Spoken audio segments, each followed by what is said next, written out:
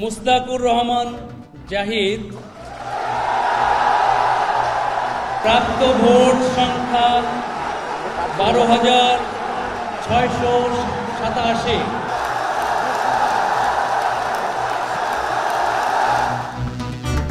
রাকসুতে VP Zahid, AGS Sabbir সহ 20 পদে ছাত্র শিবির সমর্থিত প্যানেল জয়ী। জিএস আধিপত্য বিরোধী প্যানেলের আম্মার।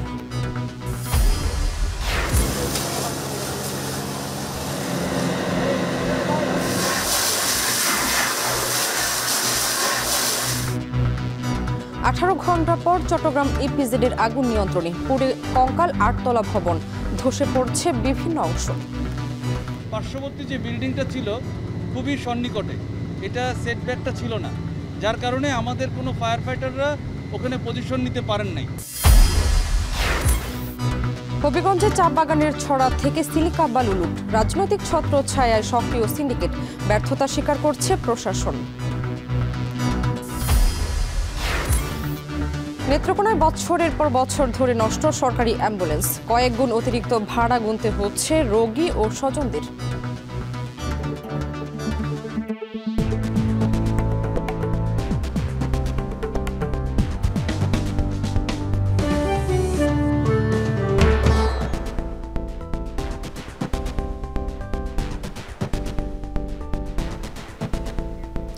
স্বাগত এখন জনপদে। পুরো আয়োজনে আপনাদের সঙ্গে আছি আমি শামিমা শাম্মী।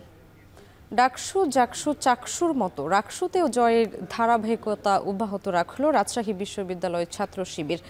কেন্দ্রীয় ছাত্র সংসদে বিপুল জয় অর্জন করল তারা।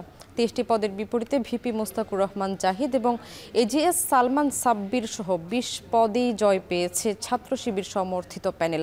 তবে জিএস পদে জয় পেয়েছেন সাবেক সমন্বয়ক আধিপত্য বিরোধী প্যানেলের সালাউদ্দিন আম্মার। বিস্তারিত প্রতিবেদনে। 72 বছর বয়সী মতিহারের এই প্রাঙ্গণ, যেখানে 35 বছর পর নানা চড়াই উতরাই পেরিয়ে অনুষ্ঠিত হলো 17তম কেন্দ্রীয় ছাত্র সংসদ নির্বাচন। আর তার ফলাফল ভাঙল রাজশাহী বিশ্ববিদ্যালয় কেন্দ্রীয় ছাত্র সংসদ নির্বাচনের ইতিহাস। বিশ্ববিদ্যালয়টি ছাত্র সংসদে এর আগের 16 বারে কখনোই জেতেনি ছাত্র শিবির। তবে 35 বছর পর 17 অক্টোবর সকালে বিশ্ববিদ্যালয়ের কাজী নজরুল ইসলাম মিলনায়তনে ধ্বনিত হল দীর্ঘ অপেক্ষার বিজয়ের উল্লাস। 16 অক্টোবরের নির্বাচনে কেন্দ্রীয় ছাত্র সংসদের সর্বোচ্চ ভোট পেয়ে ছাত্র শিবির সমর্থিত সম্মিলিত শিক্ষার্থী জোট প্যানেলের ভিপি মোস্তাকুর রহমান জাহিদ হলেন ক্যাম্পাসের 17তম ভিপি। আর আধিপত্য বিরোধী ঐক্য প্যানেল থেকে সালাউদ্দিন আম্মার ও ক্রীড়া সম্পাদক ব্যতীত এজিএস সহ 23টি পদের 21টিতেই ভোটের ব্যবধানে তাক লাগিয়ে বিজয় ছিনিয়েছে শিবির প্যানেল। এছাড়া বিশ্ববিদ্যালয়ের 17টি হল সংসদের প্রতিটিতেই নিরঙ্কুশ বিজয় পেয়েছে শিবির। কিভাবে হলো এই অর্জন, কাকে দিতে চান সেই কৃতিত্ব? শিক্ষার্থীরা জানালেন ছাত্র শিবিরের এমন অভূতপূর্ব জয়ের পেছনের কারণ। বললেন, ভোটের লড়াই শিক্ষার্থীদের স্নায়ু বুঝেই বিশেষ ইস্তেহার ঘোষণা দেয় সংগঠনটি। নির্বাচনের আগে 24-এর আন্দোলনের সৈনিকদের নেওয়া হয় প্যানেলে। আর অন্তর্ভুক্ত ঐক্যের বার্তা ছিল পাহাড় সমতলের সকল শিক্ষার্থীদের প্রতি। শিবিরের সমর্থনে বাড়তি মনোযোগ ছিল নারীদের নিরাপত্তা, ছাত্রী হলের নানা সংকট সমাধানের। বিজয়ী শিবির নেতারা বলছেন, শিক্ষার্থীদের দেয়া প্রতিশ্রুতিতেই সীমাবদ্ধ না থেকে এগিয়ে যাবে সকল সমস্যার সমাধানে। সাথে রাখতে চান অন্যান্য ভিপি প্রার্থীদের সমর্থনও। এখন রাজশাহী। নানা প্রতিকূলতার মধ্য দিয়ে অবশেষে শেষ হলো রাকসু নির্বাচন, যেখানে 23টি পদের বিপরীতে 20 পদেই জয় পেয়েছে ছাত্র শিবির সমর্থিত প্যানেল। নির্বাচনের ফল ঘোষণার পর এই মুহূর্তে ক্যাম্পাসের পরিস্থিতি কেমন সে বিষয়ে বিস্তারিত জানাতে রাজশাহী বিশ্ববিদ্যালয় থেকে যুক্ত হচ্ছেন রাকিবুল হাসান। রাকিব, রাকসু নির্বাচনের ফলাফল তো শেষ হলো, এই মুহূর্তে ক্যাম্পাসের পরিস্থিতি কেমন দেখছেন, আর বিজয়ী প্রার্থীদের সঙ্গে আপনার কোনো কথা হয়েছে কিনা?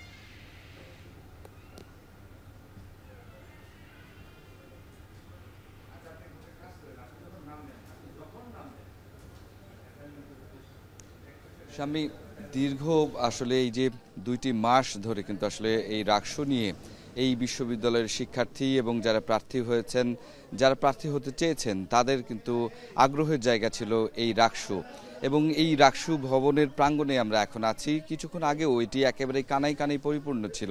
আপনি জানেন আজকে জুম্মাবার, যার কারণে খুব দ্রুত সময়ের মধ্যেই আসলে রাকসু নির্বাচনের যে ফলাফল সেটি নির্বাচন কমিশন ঘোষণা করেছে এবং তারপরে এখান থেকে প্রার্থীরা যার যার আসলে গন্তব্যে চলে গেছেন। আমরা কথা বলেছিলাম আসলে রাকসুতে যারা বিজয়ী হয়েছেন তাদের সাথে।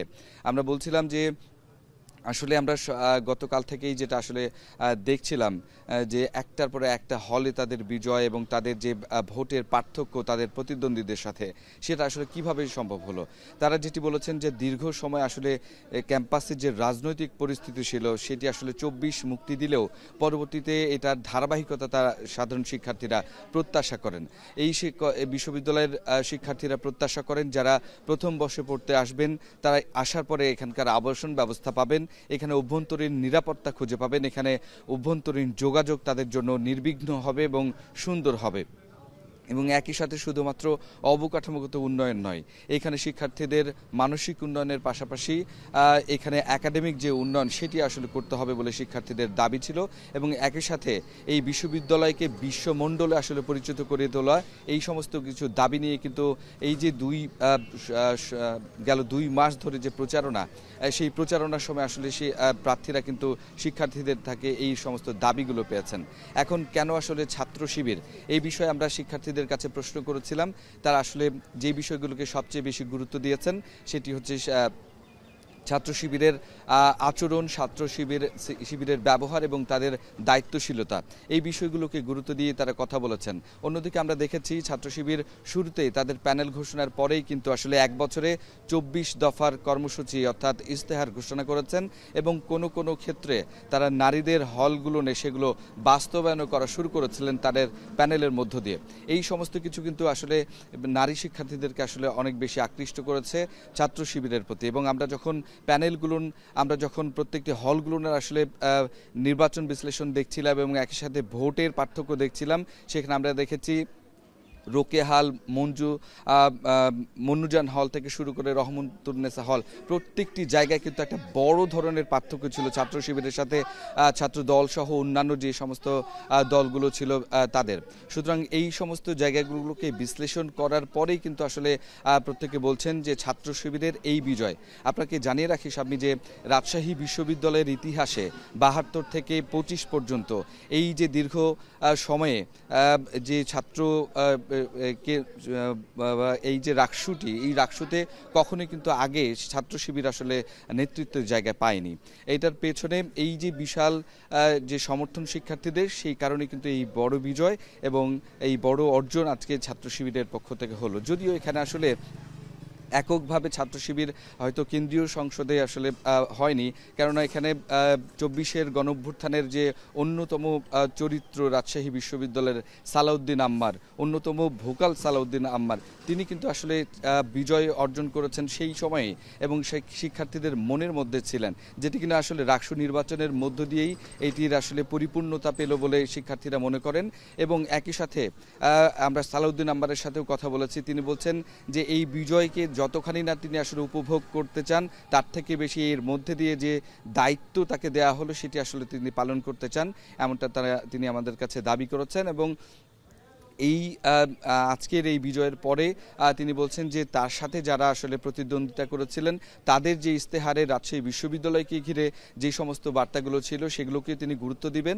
এবং একই সাথে ভিপি প্রার্থী যিনি ছিলেন মোস্তাকুর রহমান জাহিদ, তিনিও কিন্তু ছাত্র শিবিরে তিনিও বলেছেন যে আসলে উল্লাস উদযাপন এগুলোর থেকে তারা যেটি গুরুত্ব দিবেন এই বিশ্ববিদ্যালয়ের শিক্ষার্থীদের চাহিদাকে, এবং এই চাহিদাকে যতক্ষণ না পর্যন্ত তারা বাস্তবায়ন করতে পারছেন ততক্ষণ পর্যন্ত তাদের এই কর্মসূচি অব্যাহত থাকবে। এবং একই সাথে লেজুর ভিত্তিক রাজনীতি বা রাজনীতির প্রভাব মুক্ত রাখতে তারা বদ্ধপরিকর বলে জানিয়েছে এই রাকসুকে। আরেকটি জিনিস স্বামী আপনাকে বলে রাখি যে এই বক্তব্যের মধ্য দিয়ে আমরা জানার চেষ্টা করেছিলাম যে আসলে এইখানে তো আসলে ছাত্র শিবিরের একটা বড় অংশ আছে এবং অন্যান্য প্যানেল থেকে 1-2 জন সেখানে আসলে কোনো ধরনের প্রভাব থাকবে কিনা। সেক্ষেত্রে ছাত্র শিবির বলছেন যে তারা বলেছে তাদের বক্তব্যে যে তারা আসলে দায়িত্বশীল আচরণ করতে চান এবং সাংগঠনিক যে বিধিবিধান সেটি মেনেই তারা সার্বক্ষণিকভাবে আসলে কাজ করবেন এবং একই সাথে যে সিনেটের যে তাদের যে দায়িত্ব সেই সিনেটের দায়িত্বটিও তারা পালন করবেন। সুতরাং এই বিশ্ববিদ্যালয়কে ঘিরে তাদের যে আসলে কর্মসূচি সেই কর্মসূচির পুরোপুরি আসলে বাস্তবায়ন তারা করতে চান এবং যে ইস্তেহারগুলো ছিল শুধুমাত্র এই ইস্তেহারে সীমাবদ্ধ না থেকে তারা যেটি বলেছেন যে সমসাময়িক যেই সমস্ত ইস্যুগুলো আসলে উঠে আসবে, শিক্ষার্থীদের সমস্যা এবং এর পাশাপাশি বিশ্ববিদ্যালয় কেন্দ্রিক যে সমস্যা সেগুলো নিয়ে সমাধান করবেন। একটা বড় জায়গা ছিল সেখানে তাদের সংবাদ সম্মেলনে এবং কথাবার্তায় আমাদের এখনকে তিনি যেটি বলেছেন যে এই বিশ্ববিদ্যালয়ে প্রায় যে 32,000 শিক্ষার্থী, এই 32,000 শিক্ষার্থীর মধ্যে মাত্র 30% কিন্তু আবাসন ব্যবস্থার সুবিধা পায়, যদিও আসলে অনেকগুলো আবাসিক হল এখনও নির্মাণাধীন। তারপরে 70% আসলে শিক্ষার্থী তারা কিন্তু এই ক্যাম্পাসের বাইরে থাকেন। সুতরাং তাদের সেখানে নিরাপত্তা, তাদের সেখানে যাতায়াত এবং নানান ধরনের অসুবিধার সম্মুখীন হন, তারা ইপটিজিংয়ের শিকার হন, তারা সাইবার বুলিংয়ের শিকার হন। এই বিষয়গুলোকে গুরুত্বের সাথে দেখবেন তিনি এবং প্রত্যেকটি ক্ষেত্রে প্রত্যেকটি সম্পাদক তারা যেন সঠিকভাবে কাজটি করতে পারে সেই বিষয়টিকে তারা আসলে গুরুত্ব দিবেন এবং এর মধ্য দিয়ে আসলে গত সময় নির্বাচনের প্রচারণার সময় বিভিন্ন সময়ে যে আসলে একে অপরের প্রতি অভিযোগ এনেছেন সেই সমস্ত মান অভিমান রেখে তারা বলছেন সকলেই আসলে রাবিয়ান এবং এই পরিচয়টি তাদের সবচেয়ে বড়, সেটিকে কাজে লাগিয়ে ঐক্যের একটি বিশ্ববিদ্যালয় প্রতিষ্ঠার মধ্য দিয়ে ছাত্র অধিকার যেটি সেই ছাত্র অধিকার প্রতিষ্ঠার জন্য বিশ্ববিদ্যালয় প্রশাসনের জন্য একটি চাপ প্রয়োগকারী সংস্থা হতে চায় রাকসু। তো যারা জিতেছেন তারা বলছেন যে পরবর্তীতে এই বিষয় নিয়ে আরও বিস্তারিত শিক্ষার্থীদের উদ্দেশ্যে তারা বক্তব্য রাখবেন। তো এই ছিল রাজশাহী বিশ্ববিদ্যালয় থেকে আমার কাছে রাকসু নিয়ে সর্বশেষ। শাম্মী, ক্যাম্পাসের আরও পরিস্থিতি জানতে আমাদের সঙ্গে যুক্ত হচ্ছেন রাজীব সেলিম। রাজীব, ফলাফল ঘোষণার পর এখন ক্যাম্পাসের পরিস্থিতি কেমন দেখছেন আর সার্বিক বিষয়ে আপনার কাছে কি কি তথ্য রয়েছে?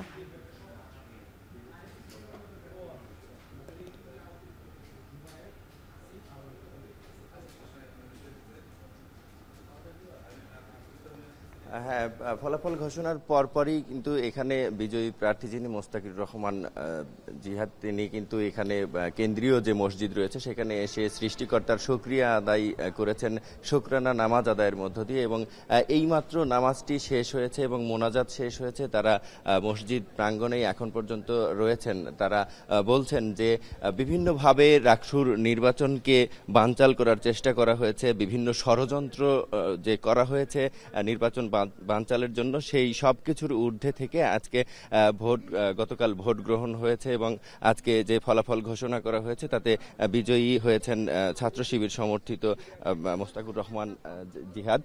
তিনি আসলে এখানে নামাজ আদায় করেছেন এবং মোনাজাতের মধ্য দিয়ে সৃষ্টিকর্তার শুকরিয়া আদায় করেছেন। নামাজ শেষ করে তিনি আমাদের সাথে কথা বলেছেন। তিনি বলেছেন যে তারা যে দায়িত্ব পেয়েছেন, শিক্ষার্থীরা, সাধারণ শিক্ষার্থীরা যে দায়িত্ব দিয়েছেন সেই দায়িত্ব পালনের জন্য তিনি সৃষ্টিকর্তার কাছে এসেছেন এবং সৃষ্টিকর্তার কাছে ধর্ণা দিয়েছেন, এইরকম কথা বলেছেন তিনি, যে তার সহযোগিতা চাইতে এসেছেন এবং বিজয় র্যালি যেটি, সেই বিজয় র্যালি না করে বা অন্যভাবে বিজয় উদযাপন না করে তারা শুকরানা নামাজ আদায়ের মধ্য দিয়ে আসলে এই বিজয়কে উদযাপন করছেন এবং সৃষ্টিকর্তার সহযোগিতা চাইছেন। সাধারণ শিক্ষার্থীদের যে চাওয়া, সেই চাওয়া যেন পূরণ করতে পারেন, সেই চাওয়া থেকেই আসলে তারা আজকে এই নামাজ আদায় করেছেন এবং তিনি জানিয়েছেন যে রাকসুর যে তফসিল, নির্বাচনের যে তফসিল ঘোষণা হয়, তফসিল ঘোষণা হওয়ার পর থেকে কিন্তু এই পর্যন্ত সব শেষ, একেবারে 6 বার নির্বাচন পেছানো হয়েছে, নির্বাচনের তারিখ পেছানো হয়েছে এবং তারপর নির্বাচন অনুষ্ঠিত হয়েছে। সুতরাং বিভিন্ন জটিলতার মধ্য দিয়ে, বিভিন্ন প্রতিবন্ধকতার মধ্য দিয়ে কিন্তু এই নির্বাচন অনুষ্ঠিত হয়েছে। প্রায় একেবারে 35 বছর পর এই ছাত্রদের, শিক্ষার্থীদের যে দাবি পূরণের যে কণ্ঠস্বর, সেই কণ্ঠস্বর, সেই সংগঠন সচল হয়েছে এবং তিনি সে কারণেই আসলে এখানে শুকরিয়া আদায় করতে এসেছেন এবং তারা তাদের শিবিরের যারা ছাত্র শিবিরের, ইসলামী ছাত্র শিবিরের যারা তাদের প্রবীণ যারা কর্মী ছিলেন, যাদেরকে হত্যা করা হয়েছে, তাদের জন্য দোয়া করা হয়েছে। এছাড়া তারা জানিয়েছেন যে এই যে 25 তারিখ সবশেষ 25 তারিখ যে নির্বাচনের তারিখ ঘোষণা করা হয়েছিল তার আগে শিক্ষক শিক্ষার্থীদের পাল্টাপাল্টি যে কর্মসূচি দেওয়া হয়েছিল সে কারণেই পরবর্তীতে পিছিয়ে সেটি 16 অক্টোবর নির্বাচন গতকাল যে নির্বাচন অনুষ্ঠিত হয়েছে সেই নির্বাচনের তারিখ ঘোষণা করা হয়েছিল এবং এই যে তারিখ বারবার পেছানো হচ্ছিল তাদের আসলে মনে হচ্ছিল যে নির্বাচন হবে কিনা, সাধারণ শিক্ষার্থীদের দাবি আদায়ের জন্য যে সংগঠন সচল হওয়া সেটি হবে কিনা, সেই শঙ্কার মধ্য দিয়ে আসলে আজ একেবারে সব শেষ যে বিজয় অর্জন হয়েছে এই বিজয়ের সৃষ্টিকর্তার শুকরিয়া আদায় করে তারা এই শুকরানা নামাজ আদায় করেছেন। এই আর সবশেষ তিনি যে তার কর্মী এবং সমর্থকদের যেটি জানিয়েছেন যে সবশেষ জানিয়েছেন যে যারা পরাজিত হয়েছে তাদের কাছে যেন সবাই যায় এবং তাদের সাথে সাক্ষাৎ করেন। এই ছিল আমার কাছে কেন্দ্রীয় মসজিদ থেকে সবশেষ। রাষ্ট্র নির্বাচনের ফলাফল ঘোষণার পর ক্যাম্পাসের পরিস্থিতি জানাচ্ছিলেন রাজীব সেলিম ও রাকিবুল হাসান। 18 ঘন্টা পর নিয়ন্ত্রণে এসেছে চট্টগ্রাম ইপিজেডের বিদেশি কারখানায় লাগা আগুন। ফায়ার সার্ভিস, নৌবাহিনী এবং সেনাবাহিনীর 23 ইউনিটের যৌথ প্রচেষ্টায় আগুন নিয়ন্ত্রণে আসলেও ততক্ষণে পুড়ে কঙ্কাল হয়েছে 8 তলা ভবন। ধসে পড়েছে বিভিন্ন অংশ, তবে কোনো ধরনের হতাহতের ঘটনা ঘটেনি। স্ট্রাকচার দুর্বল হয়ে পড়ায় ঝুঁকিপূর্ণ ঘোষণা করা হয়েছে ভবনটি। ঘটনা তদন্তে ফায়ার সার্ভিস এবং ইপিজেড কর্তৃপক্ষ আলাদাভাবে 5 সদস্যের তদন্ত কমিটি গঠন করেছে। কাজী মাহফুজের প্রতিবেদন। দাউ দাউ করে জ্বলছে আগুন। বাতাস আর রাসায়নিক পদার্থ আগুনকে করেছে আরও তীব্র, আরও উদ্দাম। দহনে পুড়ে কঙ্কাল 8 তলা ভবন। এ দৃশ্য চট্টগ্রাম ইপিজেডের এডাম ক্যাপস অ্যান্ড টেক্সটাইল ও জিহং কারখানার। বৃহস্পতিবার দুপুর 2টায় ভবনের 7ম তলায় আগুনের সূত্রপাত হয়। ভবনটিতে মেডিকেল ইকুইপমেন্ট ও দাহ্য পদার্থ থাকায় আগুন দ্রুত ছড়িয়ে পড়ে পুরো ভবনে। ফায়ার সার্ভিস, নৌবাহিনী এবং সেনাবাহিনীর 23টি ইউনিটের যৌথ প্রচেষ্টায় প্রায় 18 ঘন্টা পর আগুন নিয়ন্ত্রণে আসে। ব্যবহার করা হয় রোবটসহ অত্যাধুনিক 2টি ক্রেন। ততক্ষণে পুরো ভবনটি পুড়ে কঙ্কাল। আগুনের তাপমাত্রা 800 থেকে 1000 ডিগ্রি সেলসিয়াস হওয়ায় ধসে পড়ে ভবনের ছাদসহ বেশ কিছু অংশ। ভবনটিকে ঝুঁকিপূর্ণ ঘোষণা করে ফায়ার সার্ভিস। গঠন করা হয় 5 সদস্যের তদন্ত কমিটি। দুই দিক থেকে এটা খোলা, কিন্তু বাদবাকি দুই দিকটা সেটব্যাক, মানে যেটাকে বলি আমরা যেটা বিল্ডিং কোডের যে নিয়ম, সেই নিয়মটা মেনে করা হয়নি। কারণ পার্শ্ববর্তী যে বিল্ডিংটা ছিল খুবই সন্নিকটে, এটা সেটব্যাকটা ছিল না, যার কারণে আমাদের কোনো ফায়ার ফাইটাররা ওখানে পজিশন নিতে পারেন নাই। একটু দূরত্ব বজায় রেখে নিজেদের সেফটিটা ইনশিওর করে আমরা এই কার্যক্রম করেছি, যার কারণে একটু সময় লেগেছে। তবে আমাদের কারো কোনো ক্ষতি হয়নি, এটাই আমাদের সবথেকে বড় সাকসেসফুল বলবো আমরা। এদিকে কিভাবে আগুনের সূত্রপাত সে সম্পর্কে কিছু জানাতে পারেনি কর্তৃপক্ষ, যদিও ঘটনা তদন্তে 5 সদস্যের কমিটি গঠন করেছে ব্যবজা। ঘটনার সময় কারখানাটিতে 1000-এর বেশি শ্রমিক ও কর্মকর্তা অবস্থান করছিল। কর্তৃপক্ষের সাবধানতায় কোনো ধরনের হতাহতের ঘটনা ঘটেনি দাবি ইপিজেড কর্তৃপক্ষের। প্রথম আমাদের যেটা প্রচেষ্টা ছিল এরিয়াটাকে কর্ডন করে আমাদের শ্রমিক ভাই বোনদেরকে নিরাপদে সুস্থভাবে কোনো রকমের ইনজুরি এবং ক্যাজুয়ালিটি ছাড়া বের করে নিয়ে আসা, সেটা আমরা সক্ষম হয়েছি। ইপিজেড বা রপ্তানি প্রক্রিয়াকরণ কারখানায় আগুন অর্থনীতিতে বেশ নেতিবাচক প্রভাব ফেলে, আর এরকম বিদেশি মালিকানাধীন কারখানায় আগুন দেশের ভাবমূর্তিও ক্ষুণ্ণ করে। যেহেতু এই রপ্তানি প্রক্রিয়াকরণ অঞ্চল দেশের অর্থনীতিকে সমৃদ্ধ করছে এবং আন্তর্জাতিক পরিচিতি বৃদ্ধি করছে, তাই এ অঞ্চলে কারখানার নিরাপত্তা ও কর্মপরিবেশ উন্নত করার পরামর্শ সচেতন মহলের। কাজী মাহফুজ, এখন চট্টগ্রাম। আগুন নিয়ন্ত্রণে আসলেও পুড়ে কঙ্কাল হয়ে গেছে 8 তলা ভবন। ধসে পড়ছে বিভিন্ন অংশ। এই মুহূর্তে পরিস্থিতি জানাতে ঘটনাস্থল থেকে যোগ দিচ্ছেন কাজী মাহফুজ। মাহফুজ, আগুন নিয়ন্ত্রণের পর পরিস্থিতি কেমন দেখছেন, আর ফায়ার সার্ভিস কি বলছে, আশপাশের এলাকা ঝুঁকিপূর্ণ কিনা?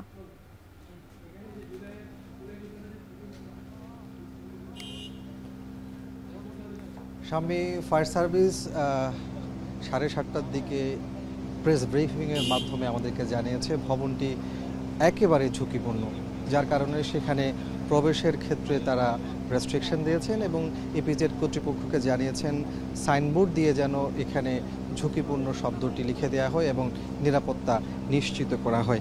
আপনার মাধ্যমে বলে রাখি যে গতকাল দুপুর 2টার আগে যে এই ভবনে আগুন লেগেছিল সেটি কিন্তু প্রায় 18 ঘন্টা পর নিয়ন্ত্রণে আসে। এরপর আমরা দেখেছি আজ সকাল 8টার পর থেকে মূলত নির্বাপনের যে কার্যক্রম সেটি শুরু করে ফায়ার সার্ভিস। এই মুহূর্তে বলা যায় যে নির্বাপন কার্যক্রম শেষের দিকে চলে এসেছে, অর্থাৎ এই ভবনটিকে আগুনের যে তীব্রতা এখন কোনো কিছুই আর নেই। তবে ভবন দেখলে মনে হচ্ছে এটি একটি কংক্রিটের কঙ্কাল, যার বিভিন্ন অবয়ব একেবারে ধসে পড়েছে, ভেঙে পড়েছে। আমরা দেখতে পাচ্ছি এখানে গ্লাসগুলো ভেঙে গেছে, কার্নিশ ভেঙে পড়ে গেছে, ব্রিক ভেঙে পড়ে গেছে। ভবনটি ছিল লাল ভবন, এখন কালো ভবনে রূপান্তরিত হয়েছে। বোঝাই যাচ্ছে আসলে আগুনের তীব্রতা কতটুকু ছিল। আপনি জানেন যে এটি একটি বিদেশি মালিকানাধীন প্রতিষ্ঠান। এই ভবনটিতে আসলে মেডিকেল ইকুইপমেন্ট ছিল, একই সাথে বিভিন্ন ধরনের এর কার্যক্রম এখানে ছিল, যার কারণে আগুন নিয়ন্ত্রণ করতে গিয়ে বেশ বেগ পেতে হয়েছে এবং সময় লেগেছে। আমরা দেখেছি ফায়ার সার্ভিসের 17টি ইউনিট, পাশাপাশি নৌবাহিনী, সেনাবাহিনীর আরও 5 থেকে 6টি ইউনিট একই সময়ে কাজ করেছে, যার কারণে হয়তো 18 ঘন্টায় তারা এটি নিয়ন্ত্রণে আনতে পেরেছে। যদিও ফায়ার সার্ভিস জানিয়েছে ভবনটি নির্মাণের ক্ষেত্রে যে নিয়ম মানার কথা ছিল সেটি পুরোপুরি মানা হয়নি, যার ফলে তাদেরকে চারপাশ থেকে আগুন নিয়ন্ত্রণ করতে গিয়ে অনেকটা সমস্যার মধ্যে পড়তে হয়েছে। আমরা দেখেছি আগুন নিয়ন্ত্রণে আসার পর ভেতরের অবস্থা অনেকটা ক্ষতগুলো দৃশ্যমান হতে শুরু করেছে। যে আমরা দেখেছি সেখানে বিভিন্ন ধরনের তোয়াল পুরো একেবারে ছাই হয়ে গেছে, বড় বড় সুতোর বান্ডেল পুড়ে গেছে এবং মেডিকেলের যে ইকুইপমেন্ট সেগুলো কিন্তু পুড়ে গেছে। ক্ষয়ক্ষতির ক্ষেত্রে আমরা ব্যবসার সাথে কথা বলেছি, তারা এখনো পর্যন্ত আসলে কি পরিমাণ ক্ষয়ক্ষতি হয়েছে সেটি নিরূপণ করতে পারেনি। সেটি করতে গেলে হয়তো আরও কিছু সময় লাগবে, আগামীকালের দিকে তারা সেটি জানাবেন এমনটি আমাদেরকে জানিয়েছেন। এদিকে ঘটনা তদন্তে 2টি পৃথক কমিটি গঠন করা হয়েছে। ফায়ার সার্ভিসের পক্ষ থেকে 5 সদস্যের একটি কমিটি গঠন করা হয়েছে, যাদেরকে 15 দিনের মধ্যে প্রতিবেদন দিতে বলা হয়েছে। পাশাপাশি ইপিজেড কর্তৃপক্ষ তারাও 5 সদস্যের একটি কমিটি গঠন করেছে এবং 7 দিনের মধ্যে প্রতিবেদন দেওয়ার কথা রয়েছে।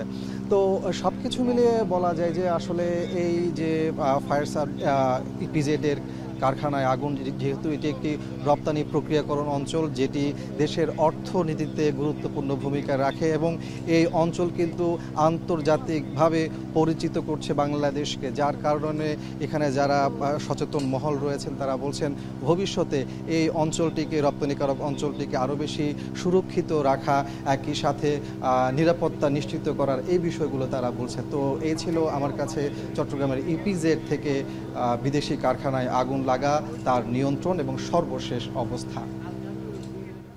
18 ঘন্টা পর নিয়ন্ত্রণে এসেছে চট্টগ্রাম ইপিজেডের আগুন, সে খবর জানাচ্ছিলেন কাজী মাহফুজ। এদিকে টাঙ্গাইলের ঘাটাইলে একটি সুতার মিলে ভয়াবহ আগুনের ঘটনা ঘটেছে। এতে প্রায় কোটি টাকার ক্ষয়ক্ষতি হয়েছে বলে ধারণা মিল মালিক ও ফায়ার সার্ভিসের। বৃহস্পতিবার রাত 11টার দিকে উপজেলার গুণগ্রাম হাজিনগর এলাকায় একটি সুতার মিলে আগুনের সূত্রপাত হয়। প্রত্যক্ষদর্শীরা জানান হঠাৎ করে মিলের ভেতর থেকে ধোঁয়া ও আগুন দেখা যায়। পরে তা নেভানোর চেষ্টা করে স্থানীয়রা। খবর পেয়ে ঘাটাইল ও কালিহাতী ফায়ার সার্ভিসের 3টি ইউনিট আগুন নিয়ন্ত্রণে কাজ শুরু করে। প্রায় 3.5 ঘন্টার চেষ্টায় নিয়ন্ত্রণে আসে আগুন। বৈদ্যুতিক শর্ট সার্কিট থেকে আগুনের সূত্রপাত বলে ধারণা ফায়ার সার্ভিসের।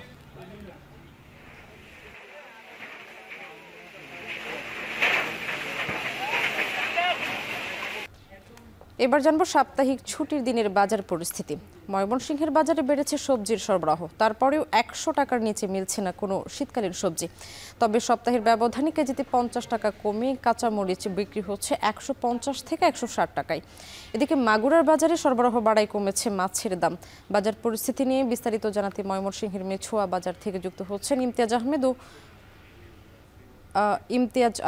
আচ্ছা, আমরা ইমতিয়াজ আহমেদের কাছে যাব। ইমতিয়াজ, জানাবেন বাজারে শীতকালীন কি কি সবজি পাওয়া যাচ্ছে আর কোন সবজির দাম কেমন দেখছেন?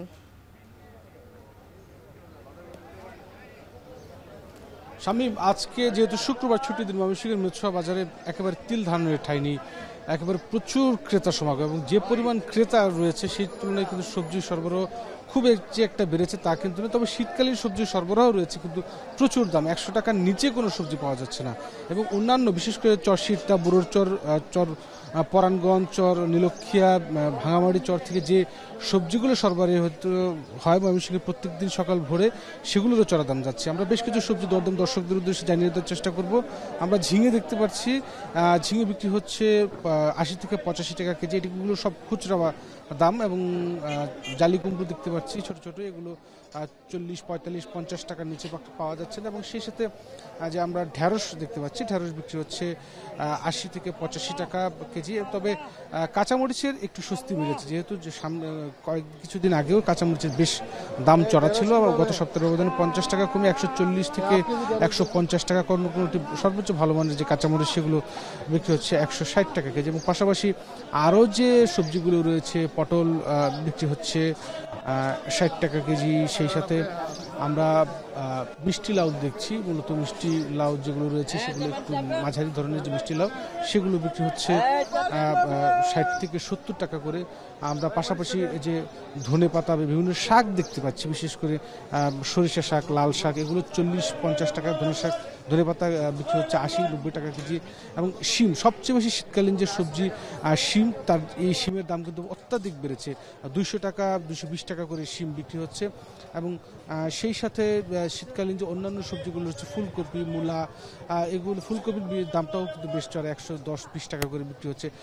কচুমুখী দেখতে পাচ্ছি আমরা, কচুমুখী বিক্রি হচ্ছে 60 থেকে 70 টাকা। এবং করলার বিক্রি হচ্ছে 100 টাকা কেজি। আমরা দেখতে পাচ্ছি যে প্রত্যেকটি সবজির দোকানে কিন্তু উপচে পড়া ভিড়, এবং যে পরিমাণ সবজি সরবরাহ, সেই পরিমাণ সবজি কিন্তু সরবরাহ থাকলেও দাম কিন্তু কোনোভাবেই কমছে না। যেটা বিক্রেতারা বলছেন যে মূলত বৈরী আবহাওয়ার কারণে, এবং সেই সাথে চরাঞ্চলের সবজির সরবরাহটা কম থাকা এবং পরিবহন খরচ বৃদ্ধি পাওয়ার কারণে কিন্তু এই সবজির দামটা কোনোভাবেই কমছে না। হয়তো সামনের আরও 10-15 দিন পরে হয়তো কিছু স্বস্তির খবর পাওয়া যেতে পারে সবজির দরদামে। সব মিলিয়ে ময়মনসিংহের এই ছিল খুচরা সবজির দরদামে সবশেষ খবর আমার কাছে। সামনে এবার মাছের বাজারের খবরাখবর জানতে মাগুরার পৌর বাজার থেকে যুক্ত হচ্ছেন বিশ্বজিৎ বাপি। বাপি, বাজারে কোন মাছ কত দামে বিক্রি হচ্ছে জানাবেন, আর কি কি মাছ পাওয়া যাচ্ছে বিস্তারিত জানাবেন।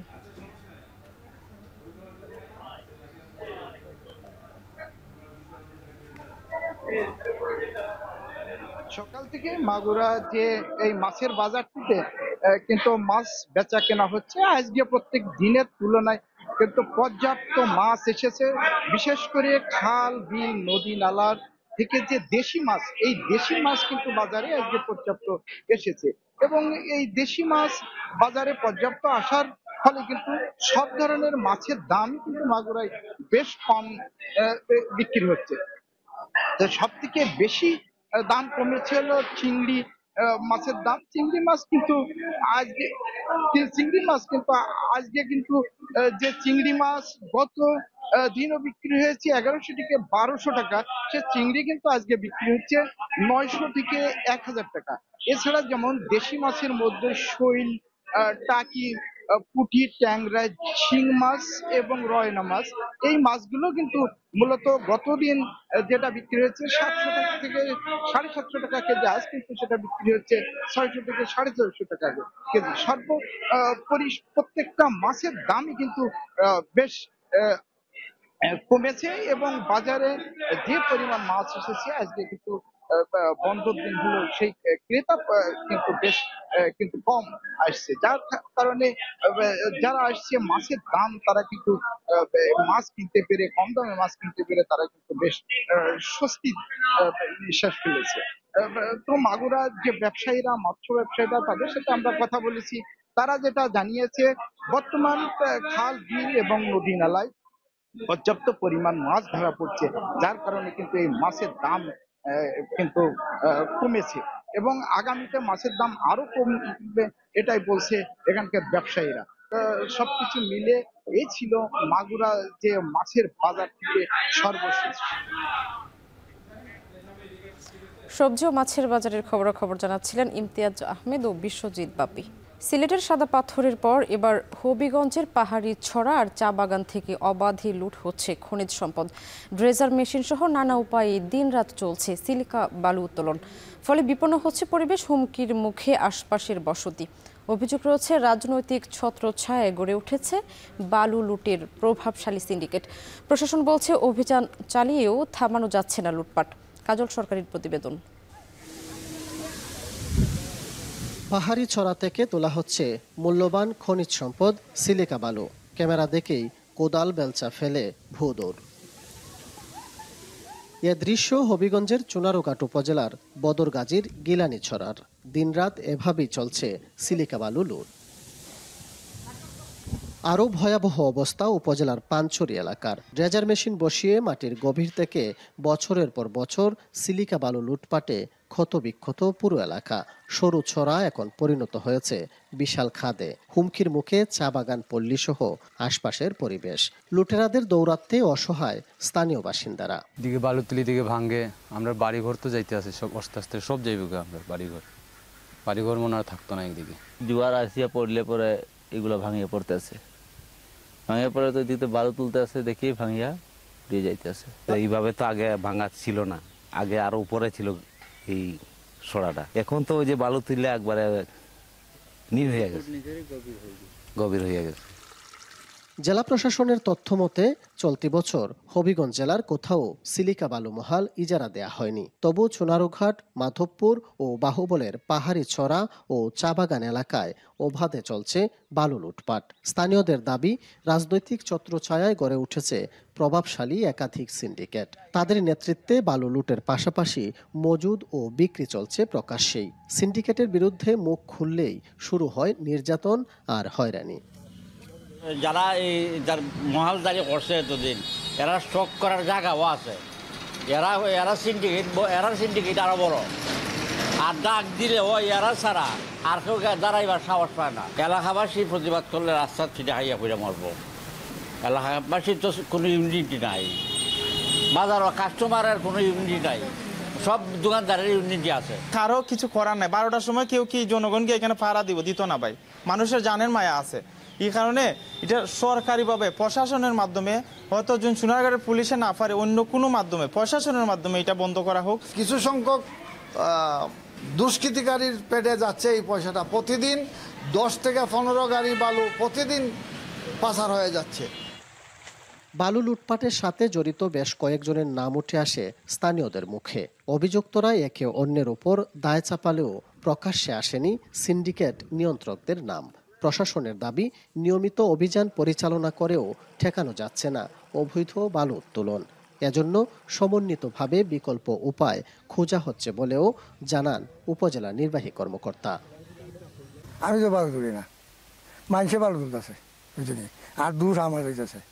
ওই যে আগে মাল আনছিলাম, উঠিয়ে আমার দেখুন মালদার, ওই আমি বালু তুলি না। আলহামদুলিল্লাহ, ও মাহফুজ, এবারে এই যে বসিরের ভাই, বসিরের ভাই, এরা যে অভিযান আরম্ভ দিয়েছে, তোমার 5 জন ধরে নিয়েছে না। আমি প্রশাসনের পক্ষ থেকে আমরা অভিযান অব্যাহত রেখেছি।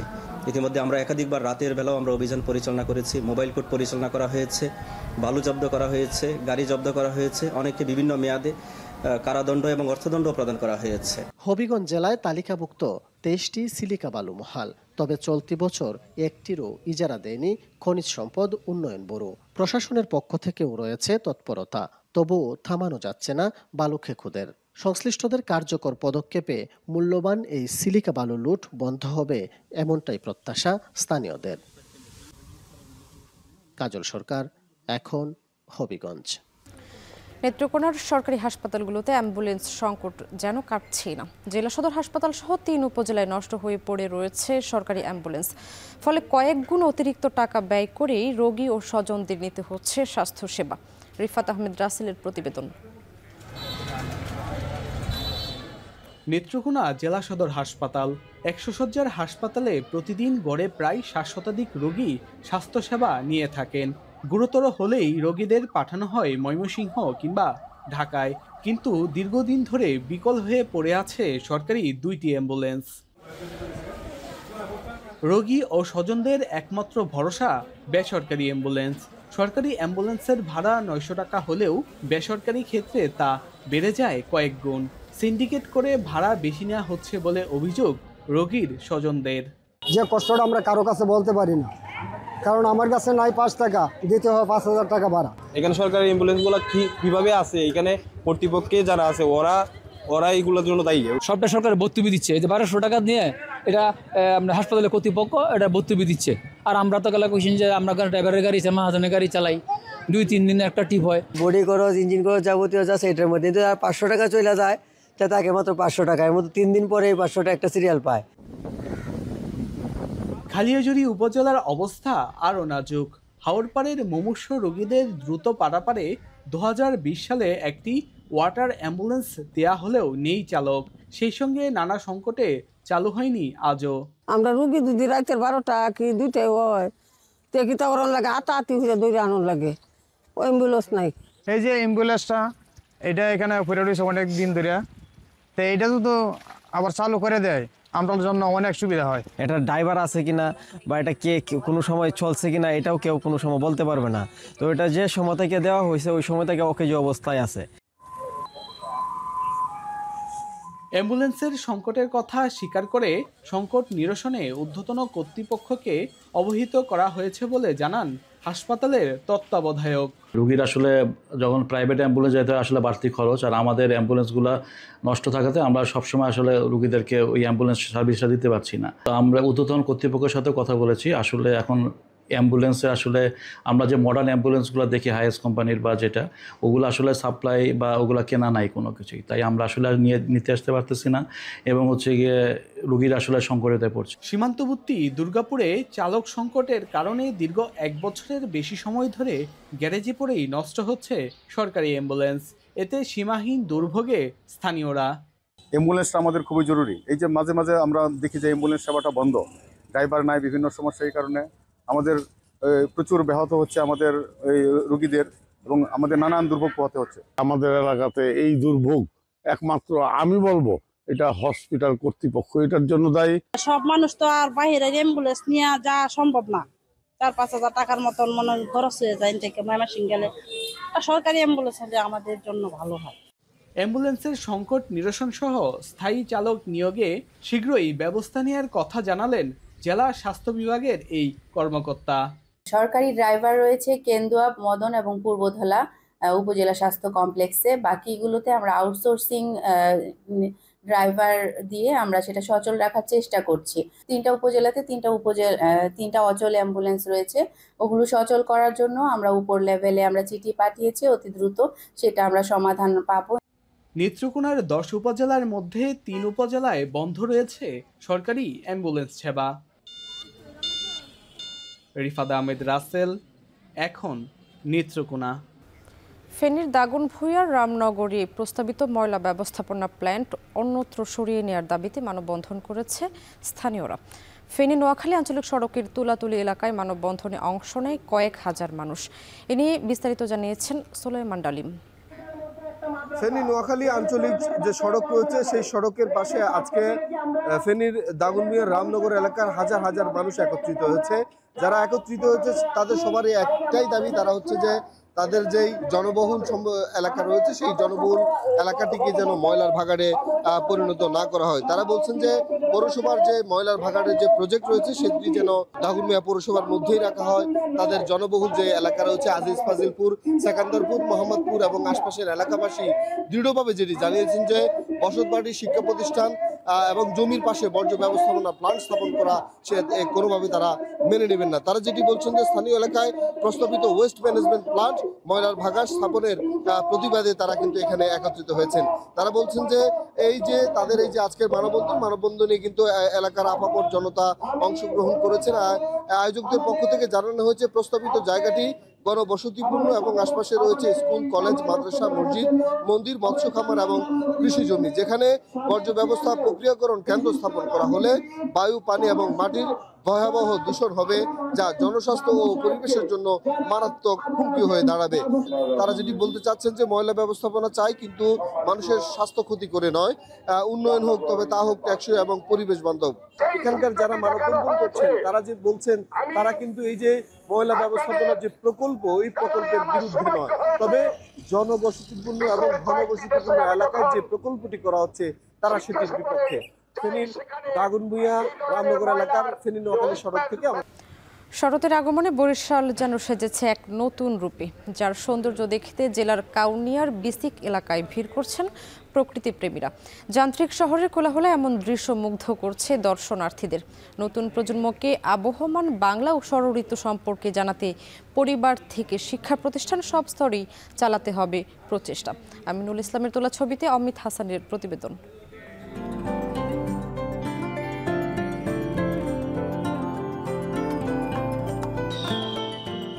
নীলাকাশে সাদা মেঘের ভেলা, আর জমিনে ঢেউ খেলছে কাশফুল। শুধু প্রকৃতির সৌন্দর্য নয়, শরৎকালে এটি বাংলার চিরচেনা দৃশ্য। প্রকৃতি যখন কাশফুলে সেজে ওঠে, তখন এক অপার্থিব রূপ ধারণ করে। শরতের নীল আকাশ, সাদা মেঘ আর তার নিচে বিস্তীর্ণ কাশবনের মাঝে দাঁড়িয়ে থাকা যেন এক স্বপ্নের মতো দৃশ্য। কাশফুল বাংলার ঋতু বৈচিত্র্য ও সংস্কৃতির প্রতীকও বটে। শরৎকালে কাশফুলের সৌন্দর্য মনে করিয়ে দেয় প্রকৃতির সাথে একাত্ম হওয়ার কথা।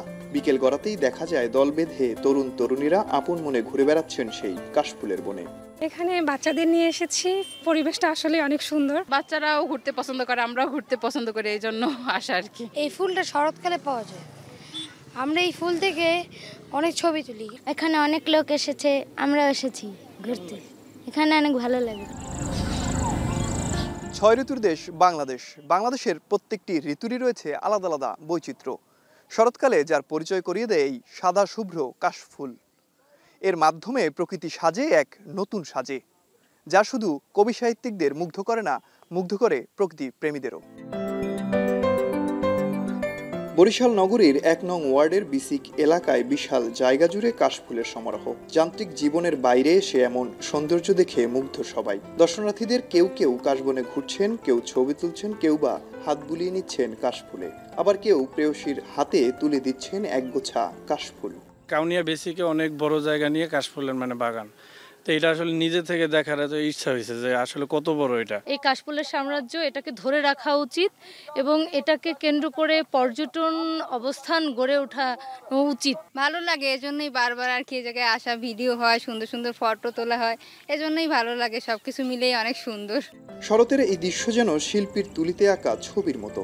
বাতাসে দুলে দুলে কাশফুলগুলো যেন মৃদু স্বরে ফিসফিস করে বলে, প্রকৃতির কোলে ফিরে চলো, ভুলে যাও শহরের কোলাহল, ভুলে যাও দুঃখ আর ক্লান্তি, চিৎকার নয়, স্নিগ্ধতায় মাখো ভালোবাসা। নতুন প্রজন্মকে আবহমান বাংলা ও ষড়ঋতু সম্পর্কে জানাতে পরিবার থেকে শিক্ষা প্রতিষ্ঠান সব স্তরেই প্রচেষ্টা চালাতে হবে বলে মনে করেন এই বিশেষজ্ঞ। এইখানে আসার পরে ভালো লাগছে যে এখানে দেখে মনে হচ্ছে মানুষের যাওয়ার কোথাও জায়গা নেই, কিন্তু মানুষ এখানে এসেছে, ছবি তুলছে, ছেলেকে নিয়ে এসেছে, মেয়েকে নিয়ে এসেছে, বন্ধু বান্ধবী সবাই এসেছে। আমরা যদি এই রকম আমাদের প্রাত্যহিক জীবনের, যান্ত্রিক জীবনের বাইরে গিয়ে যদি আনন্দের জায়গা, মানুষের সাথে মানুষের মন মিলানোর জায়গা যদি আমরা না পাই, তাহলে সত্যিকার অর্থে আমাদের জীবনকে আমরা চালাতে পারবো না। বর্ষার বিদায় শেষে শরতের আগমনে প্রকৃতি রং ছড়াচ্ছে সৌন্দর্যের। ভাদ্র আশ্বিন মিলে শরতের জয়গান। শরতের আকাশ, নদী, ফুল এসবই কেমন যেন শান্ত ও মায়াময়। অমিত হাসান, এখন বরিশাল। শেষ করছে এখন জনপদে, তবে তার আগে শিরোনামগুলো আরো একবার। মুস্তাকুর রহমান জাহিদ প্রাপ্ত ভোট সংখ্যা 12,687।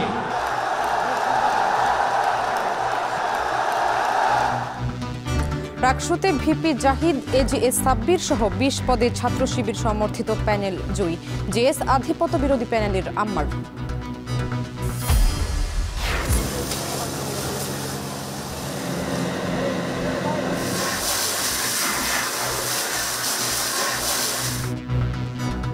18 ঘন্টা পর চট্টগ্রাম ইপিজেডের আগুন নিয়ন্ত্রণে, পুড়ে কঙ্কাল 8তলা ভবন, ধসে পড়ছে বিভিন্ন অংশ।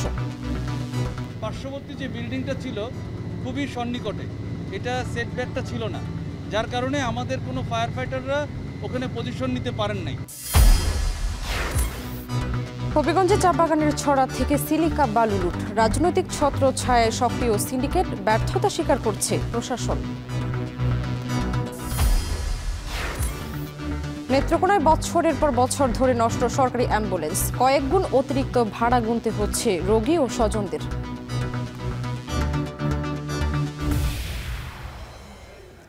এই ছিল এখন জনপদে। এখন টেলিভিশন ওয়েবসাইটে দেখতে ভিজিট করুন www.ekhon.tv। এছাড়া ফেসবুকে দেখুন facebook.com/tv.ekhon এবং ইউটিউবে এখন টেলিভিশন দেখতে ভিজিট করুন youtube.com/c/ekhon tv।